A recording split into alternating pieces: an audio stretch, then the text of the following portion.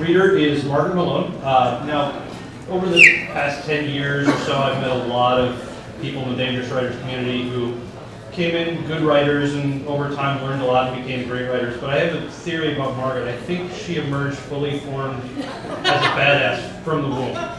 She didn't go through that cycle the rest of us did. So Margaret's works appeared in Oregon Humanities and the Missouri Review, Swink, Coal City Review, TheLATimes.com, and elsewhere. She's a recipient of a 2009 Oregon Literary Fellowship and a 2011 Oregon Arts Commission Individual Artist Fellowship.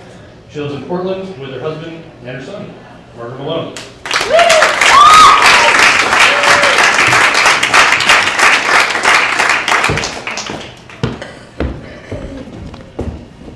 Hi, thanks Kevin.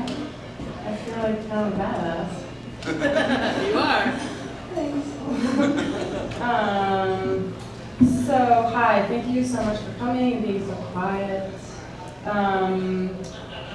I am going to do a little bit of a cock tease thing here. I'm sorry, but I'm going to read like the first third of a short story, so there will be like no fulfilling moment for you, and I apologize, but I just really wanted to read this, so sorry. Okay. Can you hear me? We're good? Yeah. Okay. It's not that I think my parents will get back together. I know they won't. But my friend Robin, her parents got a divorce, and her dad lived in a motel next to a Mexican restaurant for a while, and then her parents got undivorced, and her dad moved back in, so it's possible. It happens.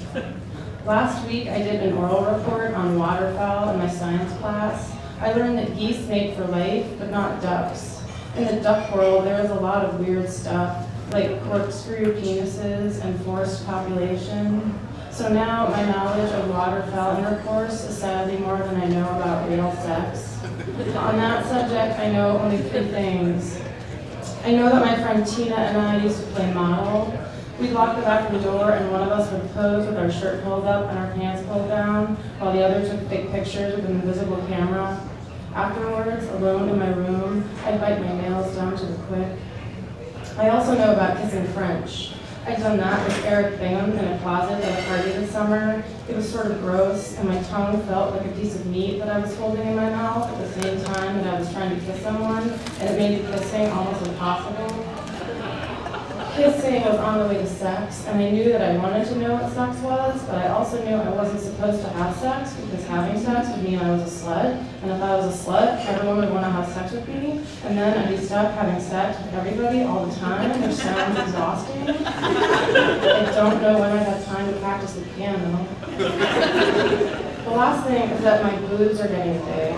Bigger, faster than other boobs around me. Like the boobs themselves are aware of some competition I know nothing about. Amanda Clute is a grade above me, and she has big boobs. And all of us at Huntley Hills Middle School, the students, the teachers, even the janitor, we all know Amanda Clute has had sex already, and her big boobs are like an advertisement for more. It's obvious my own big boobs need trouble. The only decent way to get out of class in middle school is to visit the guidance counselor's office. Before I stopped going, I used to see Miss Olson once a week, which was as often as I could go without people suspecting I had real problems. I liked spending time in her office. It was different than every other part of the school. She had green, spindly plants in ceramic pots sitting on top of the orange radiator, and it always smelled like peppermint gum. I liked being in there, but I never told her much of anything. I never told her that I spent a lot of time imagining all the people who lived before me, the cavemen and Spanish explorers and families in covered wagons, the whole of human history, all of them probably having a lot of sex, and how that so many people, it seemed likely to me that there was no patch of land on this earth, except maybe parts of Mount Everest, that hadn't been used by someone at some point to have sex with somebody else. I never told Miss Olson about how I'd stopped showering, or my mom telling me that I was starting to smell. I never told her that I thought about Mr. Casals, the dad of the 2 kids I babysat for, that I thought about my tongue in her mouth, because maybe a man knew how to kiss without it being so gross and meat-like. There's a boy my age who likes me. His name is Glenn.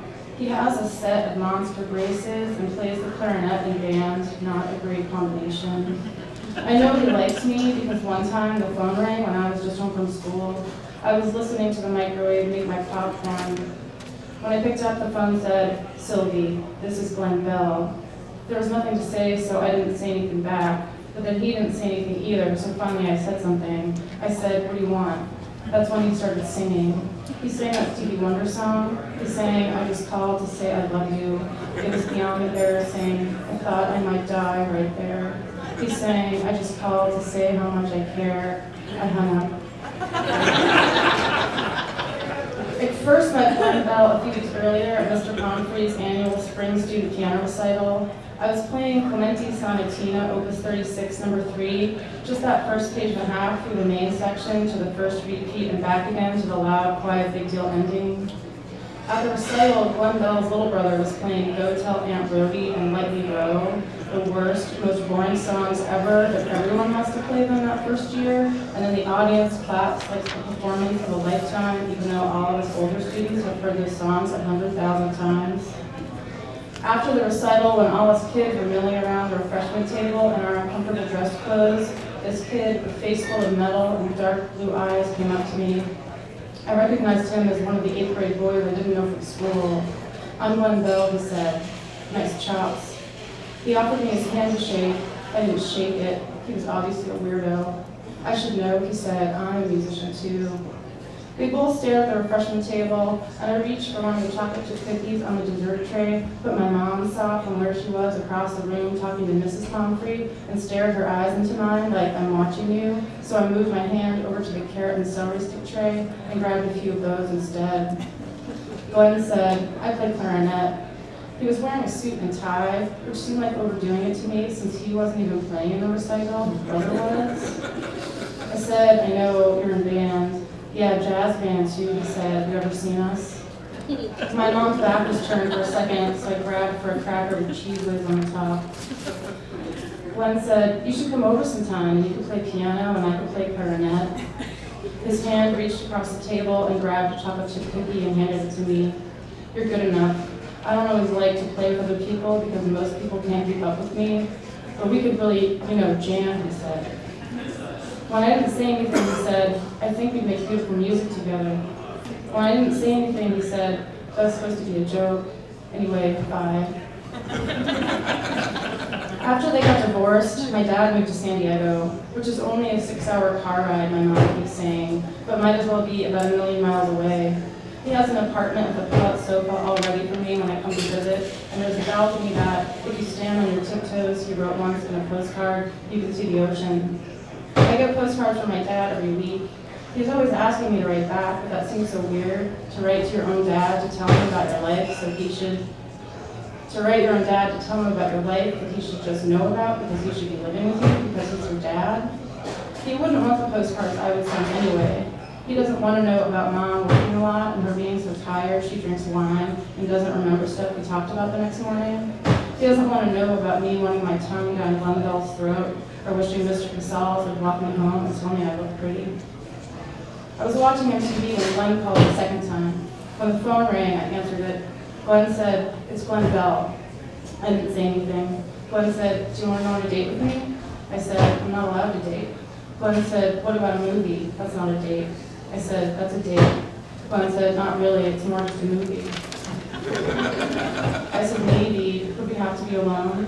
Glenn said, "I guess not. I could bring my younger brother." On the television, a guy without his shirt on danced around a snowy forest. I'd seen this video 1,000,000 times. I said, "Okay, but don't tell my mom." I hung up. Stop there. Thank you.